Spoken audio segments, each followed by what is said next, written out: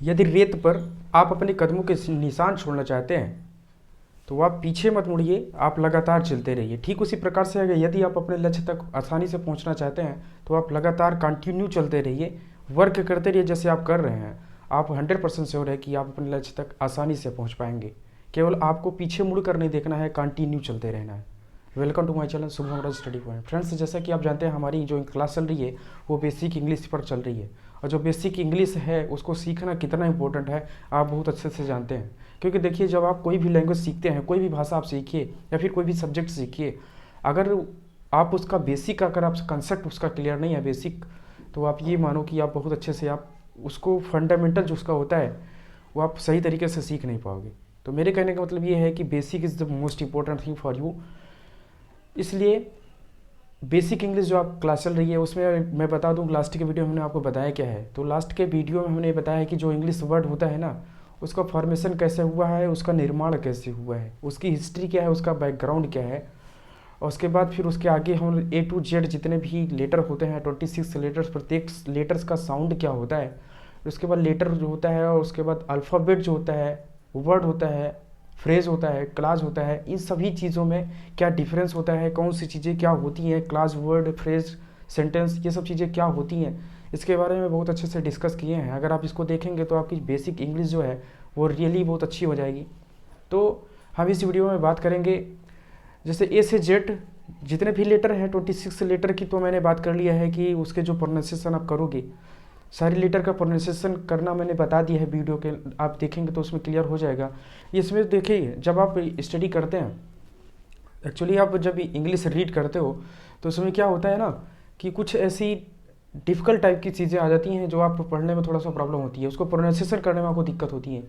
तो इस वीडियो में हम आपको बताएंगे, जैसे मान लीजिए, जैसे देखिए, जैसे जी यू होता है, जी यू के बाद आप वाबिल जब आता है, जी यू कहीं भी आएगा उसके बाद अगर वाबिल आएगा, रूल रूल है ये कि जी यू के बाद अगर वाबिल आता है तो उसको आप गा पढ़ोगे। जैसे देखिए GUEST है ना, तो इसको गियोस्ट आप पढ़ोगे, लेकिन ये एक्चुअली होता क्या है कि रूल ये है कि जी यू के बाद अगर कभी भी कोई भी वाबिल आता है तो आप इसको केवल और केवल गा पढ़ोगे, तो ये हो जाएगा गियस्ट।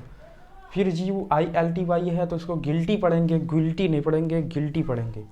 उसके बाद ये है GUARD है तो गुआर्ड नहीं पढ़ेंगे, गॉड पढ़ेंगे, गॉड। कहने का मतलब ये है कि यहाँ पे जो यू है ना, या उसके बाद जो वावेल आ रहा है ना, उसकी कोई साउंड नहीं आ रही है, उसके बाद का जो साउंड है उसकी साउंड आ रही है। तो आप अच्छे से अगर रूल को समझेंगे तो बहुत ही अच्छे तरीके से प्रोनाउंसिएशन कर पाएंगे।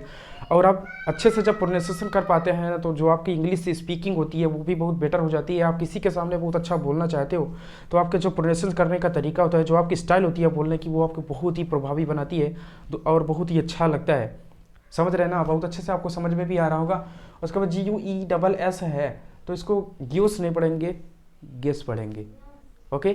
उसके बाद सेकंड रूल की हम बात करते हैं, तो GH के बाद GH है, GH को फा पढ़ा जाता है, GH को फा पढ़ा जाता है। कब पढ़ा जाता है? GH से आप जानते हो कि GH से क्या होता है, घाव होता है, GH से घाव होता है, लेकिन फा पढ़ा जाता है। इसको कब पढ़ा जाता है इसको समझना है।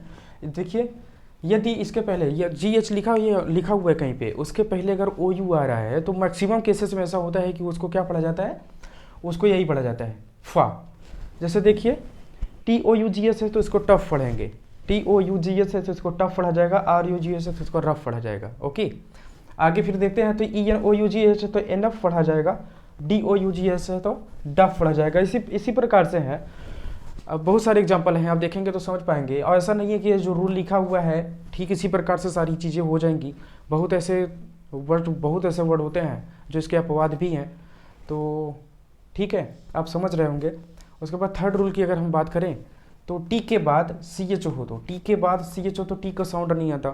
टी के बाद अगर CH हो, टी के बाद CH हो तो टी का साउंड नहीं आता। जैसे देखिए, CATCH, आप इसको क्या पढ़ोगे आप, इस टी का साउंड नहीं आता, इसको कैच पढ़ते हैं आप। ठीक उसी प्रकार से BATCH है तो इसको बैच पढ़ा जाएगा, MATCH है तो मैच पढ़ा जाएगा।